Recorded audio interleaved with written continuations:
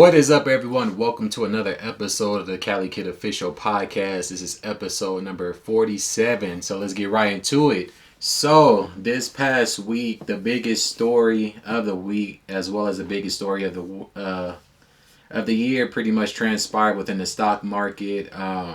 Shares above Gamestop, AMC, as well as several other shares, saw a very dramatic spike. This is due to a bunch of hedge funders shorting the stock to very, very lows. A bunch of people on the internet got wind of this, particularly within the Wall Street Bets Reddit, and basically banded together to buy the stock, which in turn forces the shorters to buy the stock back at higher prices, which led to GameStop surging all the way into the 400s. A lot of other stocks, as well as GameStop, saw their prices go up in the several thousands of percent, and it dropped a lot of ire from both sides. It made a lot of different people money if you were able to get in on it. We saw some blowback from the billionaires that lost a lot of money from it. It's bankrupt several hedge funds because of this.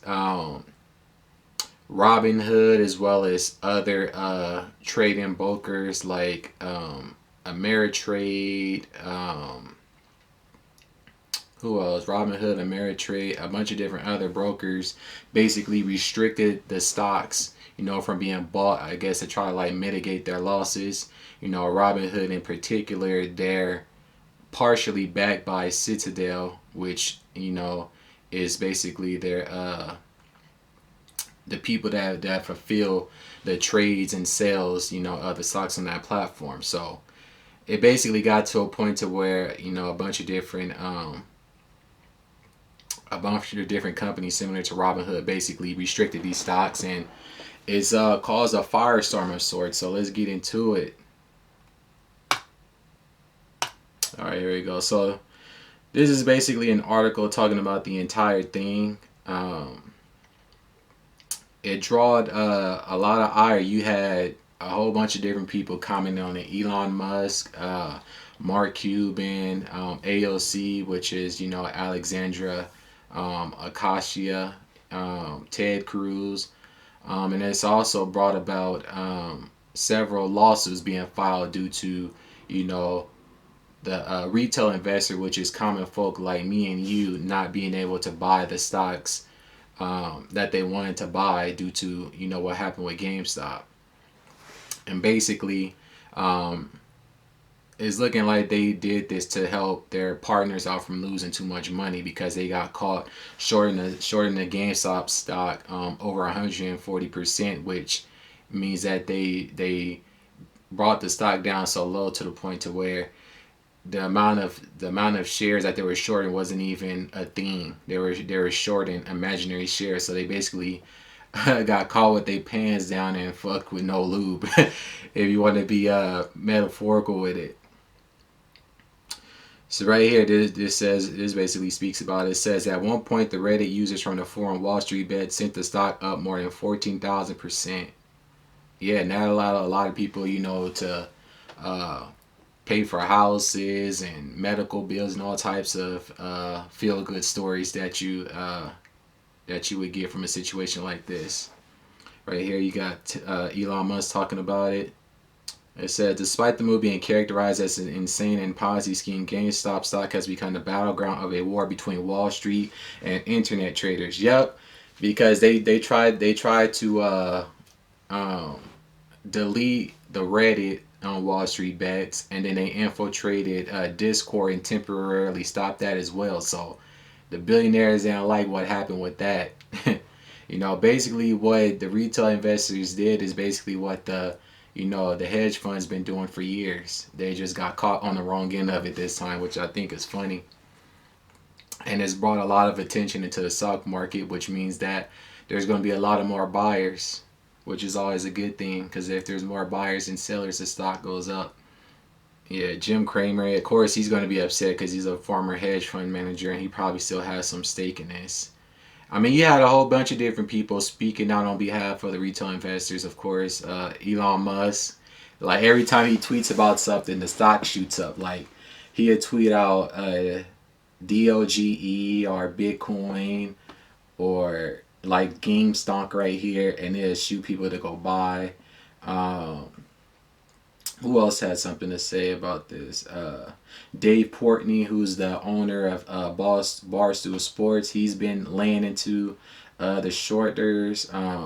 Donald Trump Jr., uh, Chamath Palihapititya, I hope I'm saying his name right. He's basically a venture capitalist. He's known for starting up SPAC companies, which is basically like blank check companies, which later go on to merge with private companies to go public. Ben Shapiro have spoken on it, so you've had a lot of different people speaking up on this.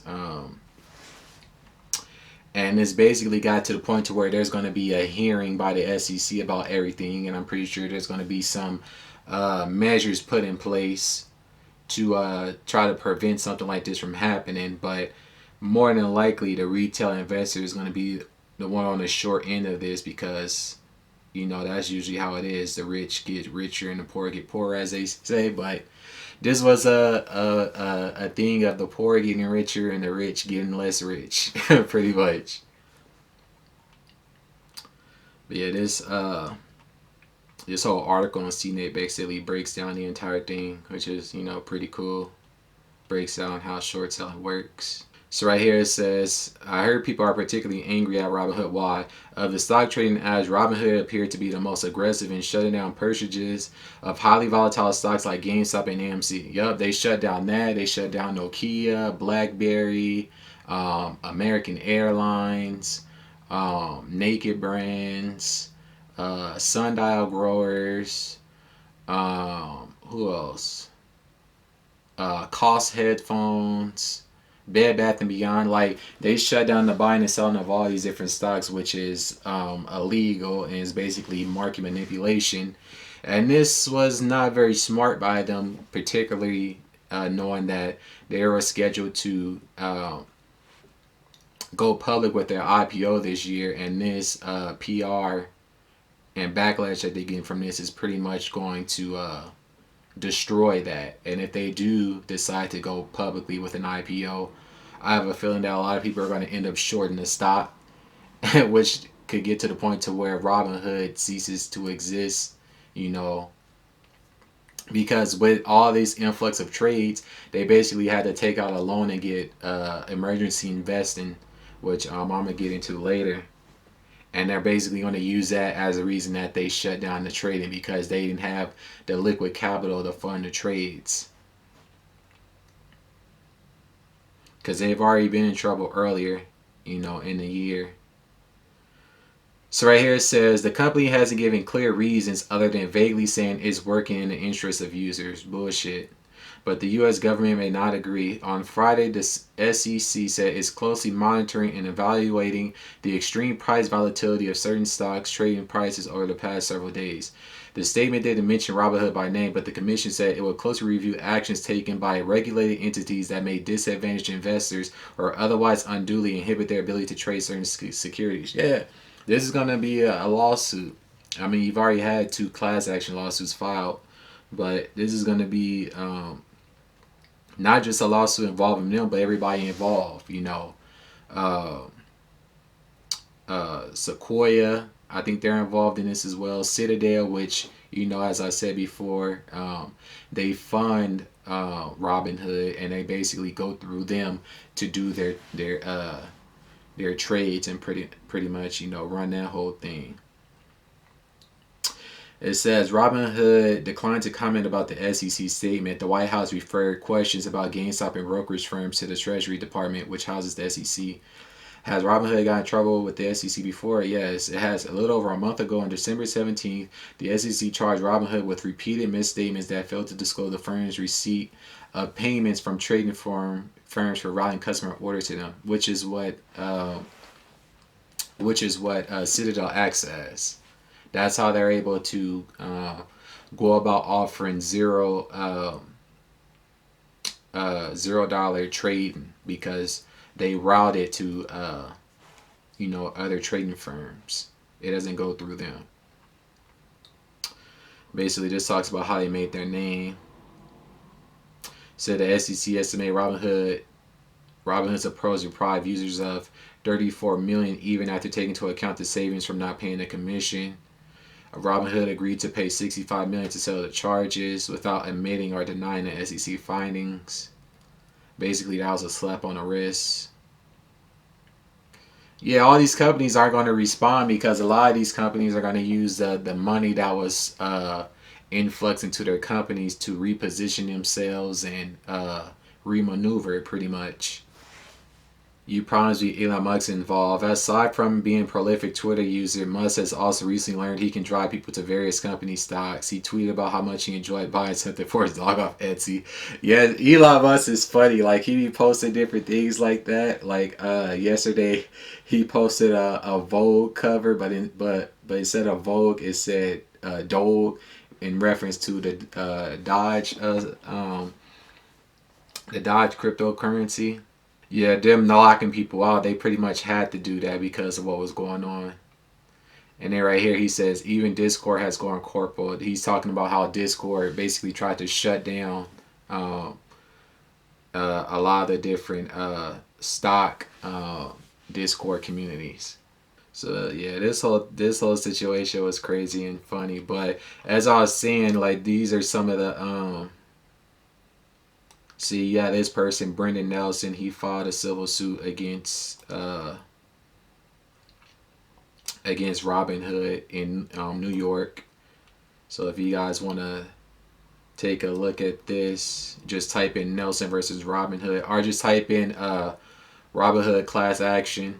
Like, if any of these push forward, if you're a member of Robinhood or any of these other trading firms that were involved in halting the sale of certain stocks, you're going to get an email basically probably to put in your information to be a part of, the suit or whatever. That's usually how that goes. But be aware of phishing scams and emails. Make sure that it's legit, because this is a type of situation that scammers will try to capitalize off of.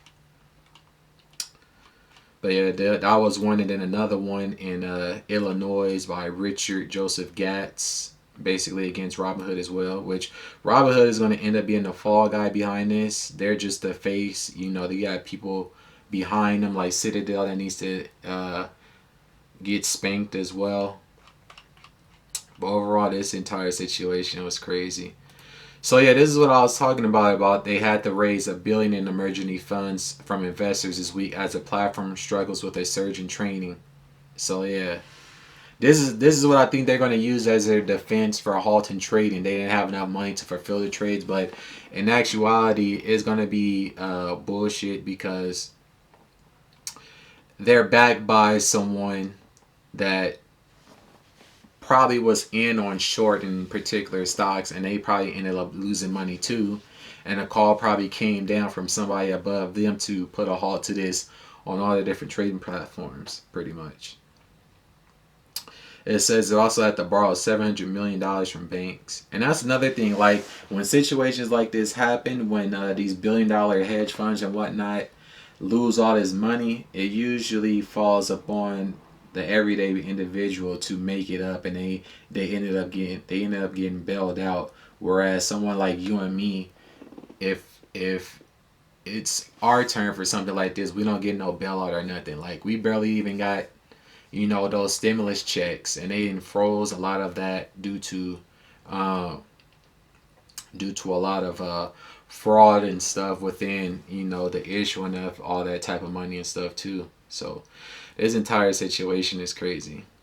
But he was getting hammered. The CEO of Robinhood, he was getting hammered on the news and by other people about his positioning. Like, his explanation, you can see the holes through it. And then, like, you had different hedge fund people and billionaires getting on TV crying about what was going on when they've been doing the same thing.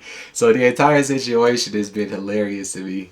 So, going forward, we'll just have to see, the development with this, because this is going to be heard before the SEC, and we're going to have to see what happens with that.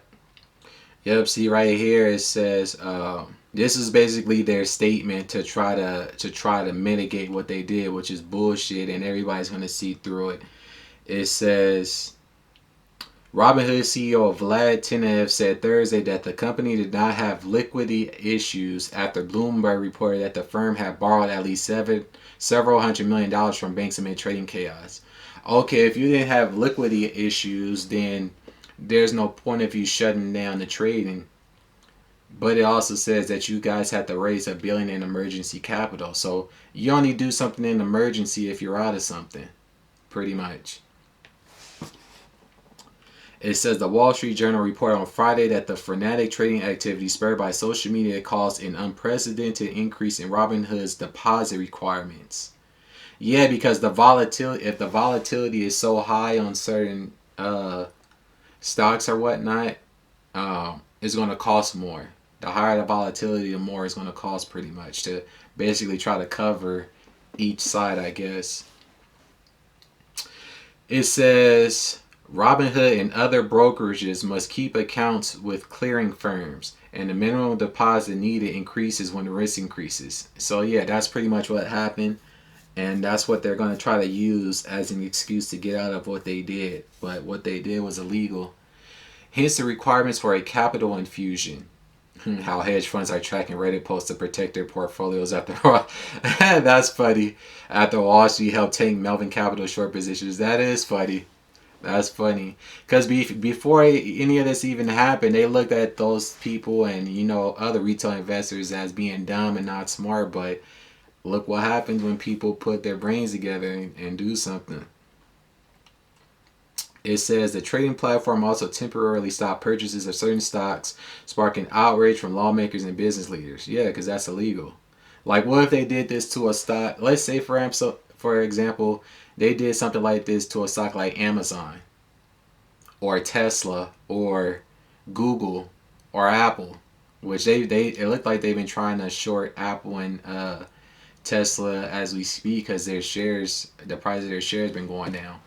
But like, if they did companies like that, that's one of the reasons why Elon Musk doesn't like shorters, because they did that to his company in the past, and then you see it shot up, so high. It says in an email sent to Robinhood users on Thursday, the company said limited purchases of stocks will be allowed on Friday, which is bullshit. You can't restrict the limit of the amount of stock somebody wants to purchase, because these hedge funds and stuff can buy millions and millions and millions of shares of stocks, but you want to put a limitation on the amount of shares a retail investor can buy, which that's illegal. It says, to be clear, the decision was not made on the direction of any market maker reroute to our other market participants. That's bullshit.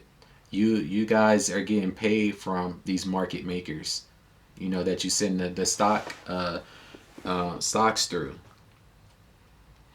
Robinhood was still in need of more cash to avoid implementing further trading restrictions, two sources told the Times. Privately held companies investors include venture capital firms Sequoia Capital, Rabbit Capital, both of which provided additional funding Thursday. This is a strong sign of confidence from investors that will help us get bullshit. I might want to hear that. On Thursday, a dozen House Republicans sent a letter to the head of the SEC calling on it to investigate possible collusion between Robinhood and any hedge funds. And House Democrats, as Inside reported, will hold at least 2 hearings on the matter as well. Yeah. This shined a light on something that's been needed to be corrected for a long time. Like, you shouldn't be able to short a stock more than there's available of a stock, which is what they did, which is why they got caught with their pants down, which is why those hedge funds pretty much had to liquidate out billions of dollars in losses, because of that.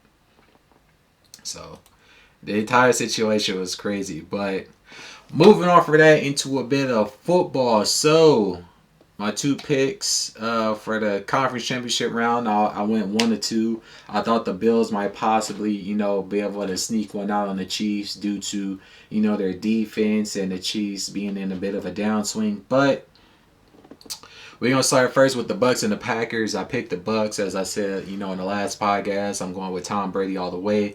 They ended up winning 31-26. Brady finished with 280 yards, 3 touchdowns, 3 interceptions. Out of those interceptions, I would say 2 of those was his fault.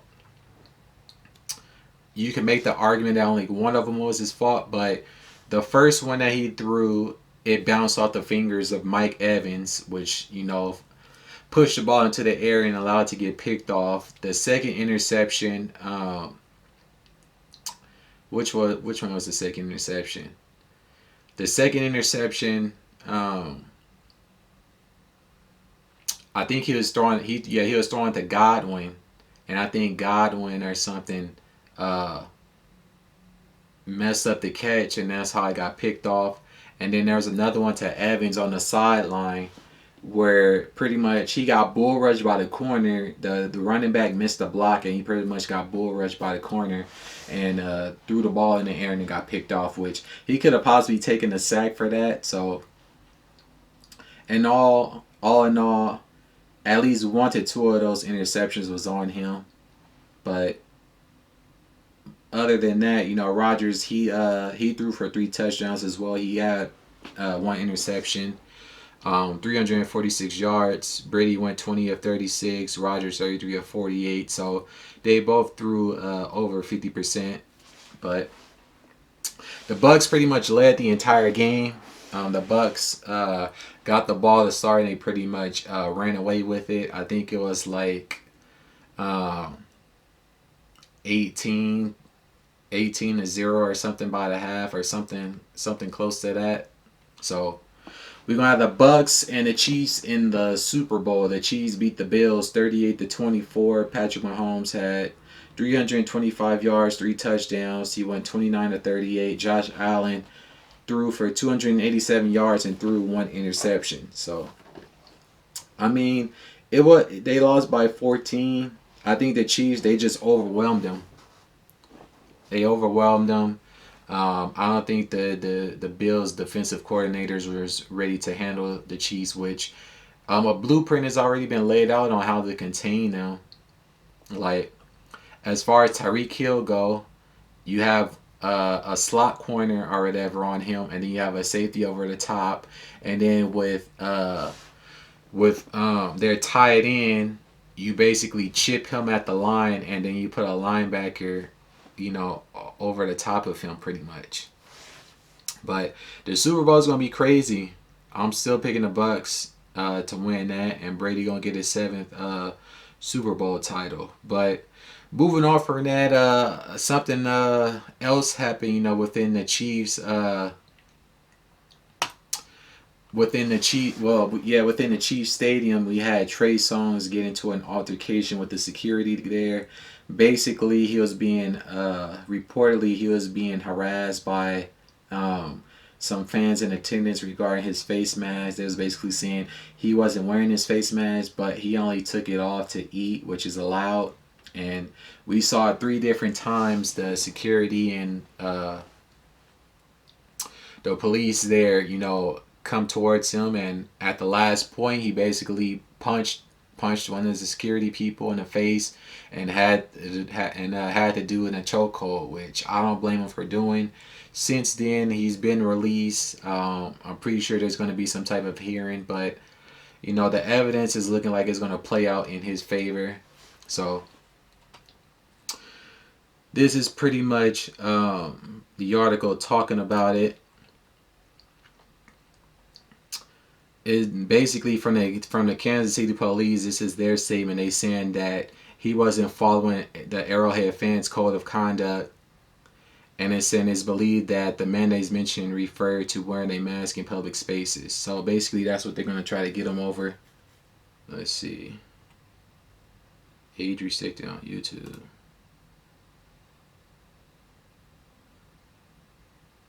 Also, the Kansas City police basically posted the video to the internet. So yeah, this is basically the video. First time he's called. Security is called. Person in the blue. And if you look, he does have something on his face. Trey Songz is the one, in the black that's leaning over. But it did look like he was taking a sip of something, which is why he didn't have it all. But other people around him didn't have theirs on as well. So he was pretty much singled out. You see the dude in the yellow, that's the stadium police.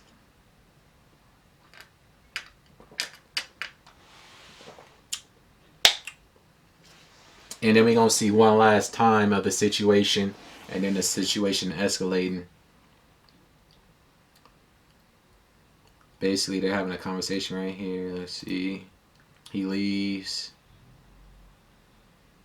Security comes again. So basically, this was, if you ask me, this looks like harassment. Like, they come up there 3 different times. All different people.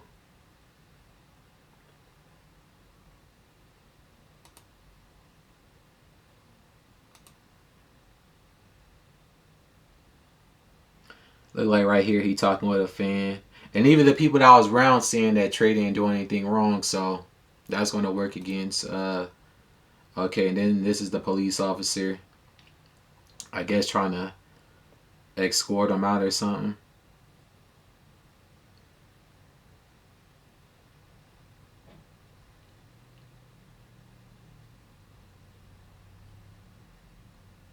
Look like they having a conversation. Some pointing. Trying to get to the point to where it kind of escalates. So they basically been talking for a minute.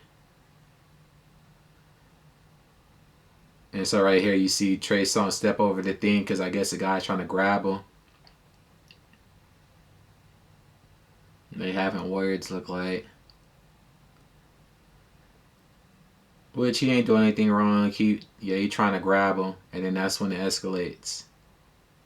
Yep, he decks him. And then that's when it spills over to right here. And he has to do it in the headlock. Which I don't blame him for doing that too. Because if you kept harassing me about a face mask when I'm eating food, which is allowed, I'll feel the same type of way as him. Suspect holds officer in headlock. Good. That'll teach you to run up on people like that. Now, of course, the yellow jackets is the stadium security. So that's pretty much the end of that. He didn't do nothing wrong, if you ask me. Oh, look like they turned off the comments. Yep, they probably turned off the comments. Because it says 0 comments, and it should be comments there. But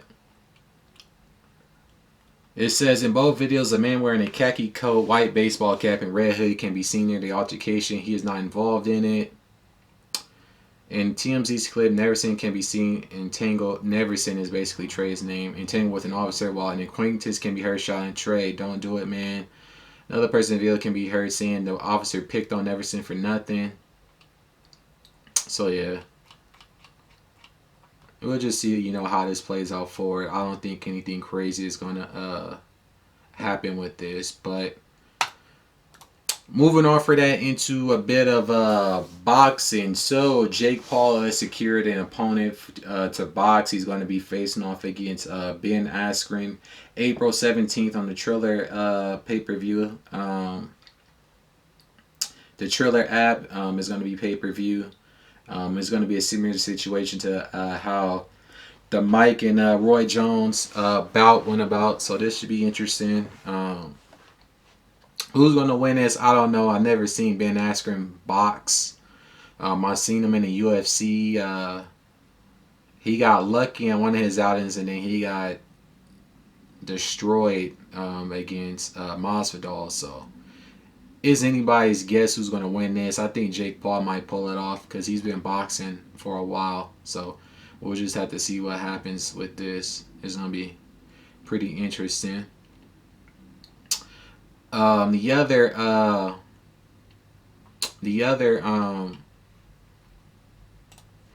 other exhibition bout that we were supposed to be getting, Logan Paul and Mayweather, has been postponed. It was supposed to be for February 20th, but information out of Logan Paul's camp got leaked, and basically is being rumored that Mayweather hasn't been training or isn't ready condition wise for the bout, so it's being moved to a later date. Um, Another speculation is that they want to maximize the amount of money that can be made for it, so it might get pushed back to 2023 or 24 when everybody's allowed to freely be about. You know, that's one of the things that's holding back a lot of mega fights. They want to have fans in. I know some fights have been allowing, fans to be there, but in a limited capacity. So that could be a possibility, but who knows with this. So we'll just have to see how that plays out. Also, we get an update in terms of who Canelo is going to be fighting. Of course, he has his mandatory with Avni Yildirim. If he manages to get past that guy, which I think he will, then him and Joe Saunders will have a unification bout, for the 3 belts that they have between them. Sometime in May is being rumored, maybe May 1st or May 8th, because you have Cinco de Mayo, and he usually likes to fight around that time. And then possibly after this bout, we could get a Caleb Plant fight, and that would probably be for all the belts. So this article basically speaks about it. So the fight isn't in writing yet. It's basically in principle on word. It's not in writing yet. So it's looking like they're trying to have it at the Raiders Stadium in Vegas. It says, however, the ongoing coronavirus pandemic makes that problematic, as fights in Vegas thus far have either taken place behind closed doors or with only a small handful of fans in attendance since return to action last June. Yeah. That's what's holding back a lot of these mega fights. They want to make sure they maximize the dollar. So these should be some pretty interesting bouts coming up. Another bout that's coming up, we're going to be getting an exhibition between Ryan Garcia and Manny Pacquiao, which is basically goofy and is pissed off a lot of boxing fans.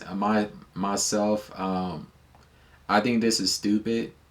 He basically called out Gervonta Davis and basically double backed and went about trying to box Pacquiao in an exhibition bout, which isn't going to count on either of their records. And I think this is doing a disservice to boxing, considering Pacquiao is a belt holder at the welterweight division, and he's basically ducking Errol Spence after seeing what Errol Spence did to Danny Garcia.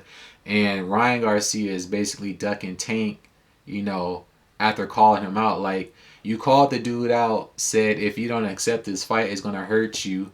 But then you turn around and do the exact same thing you accused him that he was going to do. So the entire situation is crazy. And this bout doesn't even make sense because Garcia is 2 weight classes below Pacquiao, and he's going to get destroyed. Even if Pacquiao is in his 40s, we saw what happened in his fight with the dude from the UK. I can't think of his name right now, but he got dropped by that dude, and that dude is was very stiff in the ring. So this entire situation is crazy. But in other news, it's looking like a good possibility we might get Teofimo versus Devin Haney. It's been reported that the bout with Teofimo and what's his name, Cambosa's is going to be canceled due to traveling restrictions. So it's a possibility we might get a unification bout for all the belts at lightweight in April. So that's going to be crazy. That's going to be a crazy. I hope that goes through. So this the article right here. It says Teofimo Sr. says it doesn't look like the fight with IBF mandatory George Kambosos Jr. is going to happen in April as they had planned, as they won't be able to travel to Australia to make it happen. Yeah, due to the travel restrictions. It says if that fight doesn't happen, both Teofimo and his father said that they that they'll take the match against WBC lightweight champion Haney. Yeah, that's gonna be dope. And basically, this is them talking shit and stuff. That's gonna be dope. We also got news that Adrien Broner is returning to boxing on February 20th, which coincidentally is the same day that Floyd was supposed to be having his exhibition with Logan. He's going to be facing off against Jovanie Santiago. He's an up-and-coming fighter, which is basically a replacement for Broner because the guy that he was supposed to fight pulled out or something. So Broner will be making his appearance to the ring. He hasn't boxed in about 2 years. So the guy is a 31-year-old Puerto Rican fighter, Santiago, 14-0, 1 draw, 10 KOs. It says Broner's previous opponent, Pedro Campe, pulled out because COVID-19 a couple weeks ago. Okay, so yeah, COVID, man, it was crazy. So right here, this is a rundown of his last 7 fights, pretty much. He lost to Pacquiao. He beat Vargas by majority decision, lost to Garcia, which that one was crazy. He beat Granados in controversial fashion. He knocked out Teofimo, which is Floyd's fighter. He beat Khabib Aleverde, and he lost to Sean Porter. So it should be interesting. Hopefully Adrien is taking it seriously, because when he fights, it usually seems like he not giving it his all. Like, ever since the Maidana fight, he hasn't been the same. So this should be interesting. It should be interesting. All these different fights. Outside of the Garcia one, all these other fights is looking to be pretty cool. But anyways, moving into music, we got a couple of projects released, on the UK scene. We got Chip. He releases his project Snakes and Ladders. 21 tracks. It features Kidda Cuds, Bugsy Malone, Heady One, Mo Stack, Movado, Tiwa Savage, Parker Igley, Isa, Young Ads, which is a part of the D Block Europe collective with Dirt Bike LB, Young M.A. We got a record with D Block Europe together, as well as solo, Silo G, Dizzy Rascal, and JME. So far, I've heard about 4 records off it, 4 or 5 records off of here due to me reacting to some of his videos. Ignite, which is track 4, Killer MC, which is track 13, Lemedy, which is track 14. That's the feature with Young M.A. and Young Ads. Flowers, which is track 20, and Daily W, which is track 21. So I'll be getting into that sometime either this week or next week. So that should be a pretty interesting project. Chip coming with those bars. So if you into lyrical rap, check that out. Also in music from the UK side, Fredo drops a project called Money Can't Buy a Happiness. It's 11 tracks. It features Pop Smoke, Dave, Young Ads from D Block Europe, and Summer Walker. So far, the only track I've heard off of the project is track 11, What Can I Say, which I did a reaction to, so I'll be listening to this project as well. But moving on from this into a bit of craziness within the music industry, some crazy allegations have been leveled against both Tiny and his wife. Both T.I. and his wife Tiny. They basically been accused of sexual abuse allegations by some woman by the name of Sabrina Peterson. Based off what I've seen and read, it's looking like a bunch of scorned escorts and strippers trying to get back at him for some reason.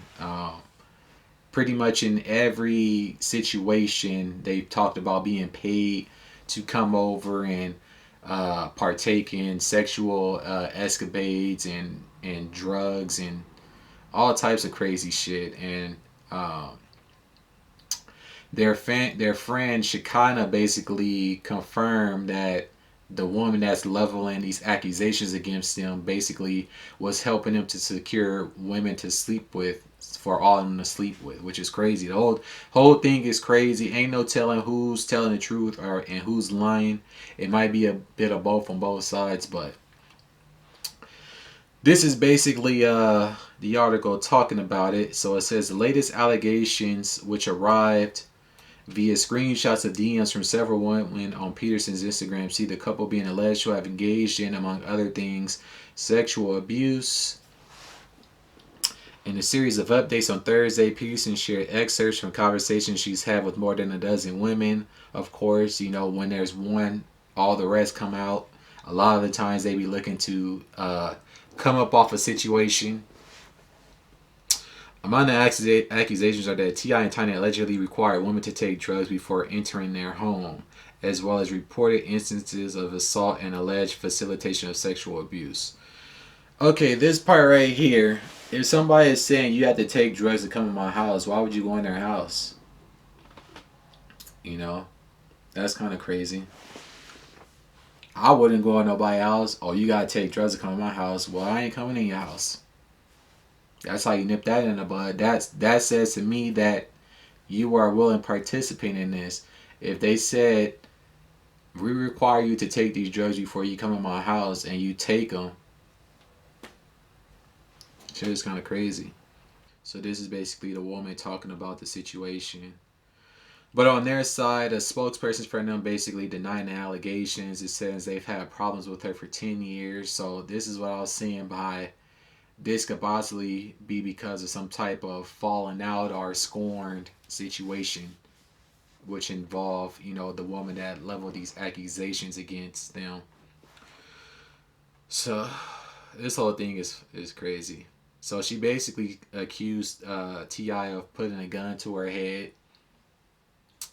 And then Tiny said, basically on their side, that they're taking this serious and they're going to sue if this doesn't stop. So this is her right here, Tiny. She says, hold up. So you want your abuser to train your sons? He was just uncle 2 years ago. Now when did you say my husband assaulted you? Did you change your mind or change it back? What's up with you today, Pooh? I'm confused. Stop harassing my family. You strange. Everybody know you've been special. Face slicing seminar lady. Please get help, but leave us alone. So she's insinuating that this woman has engaged in criminal activity. And so something happened between 2019 and 2021 for this to come about.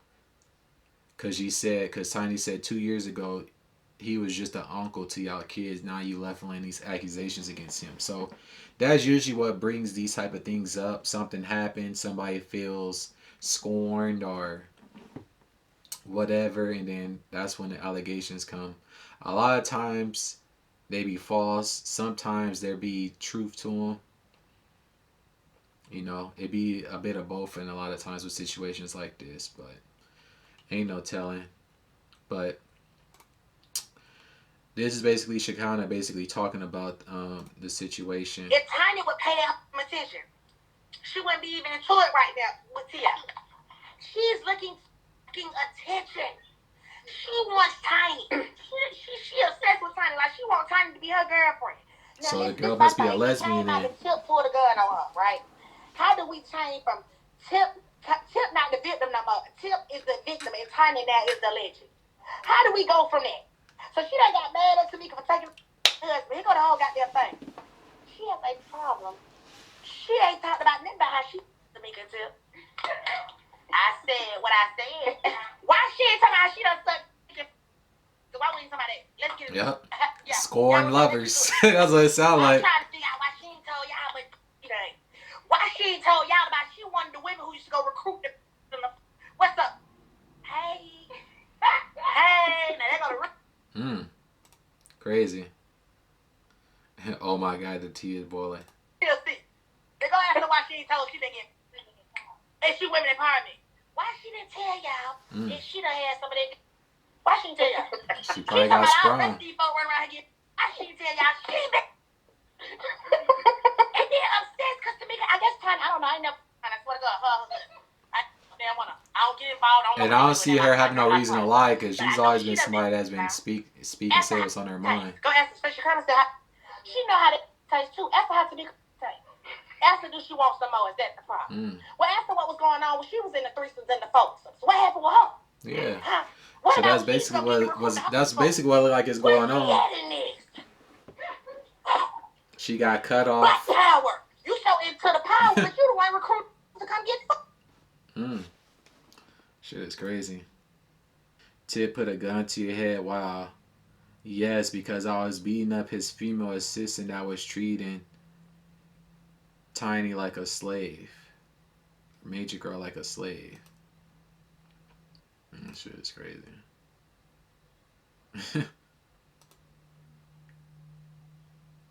That shit crazy. These are allegations, and as of now, no criminal charges have been filed. And that's always the thing I don't get about these situations. Like, these allegations and stuff be coming out of nowhere, and 99% of the time, no type of criminal charges were filed in the past when these things allegedly happen. They always want to wait until one person comes out, and then everybody joins in and try to launch, an attack on that one person. But there's never no criminal charges, filed in the past. It always looks like some type of some civil joining to try to win civilly and get some type of money. That's what this looks like to me. A case of scorned people that probably no longer benefits from the situation, and now they're trying to band together because of it. Because if all this happened, y'all should have filed charges against them years ago when this happened. I don't like when people want to wait until, one person does something and then they want to join in on something just because it's cool. And, especially in a situation like this, it's messy. Like, if these type of things really happen to you, you should have took matters to the proper authorities, not go on social media and then try to drum up a whole bunch of press behind the situation and then try to get some money out of people, which I think is what's going on with this situation. But that's going to pretty much do it for this week's podcast. I appreciate you all for tuning in. It was a pretty crazy week.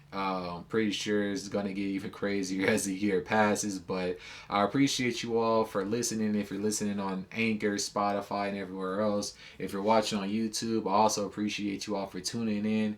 Make sure you drop a like and a comment below. And until the next one, peace.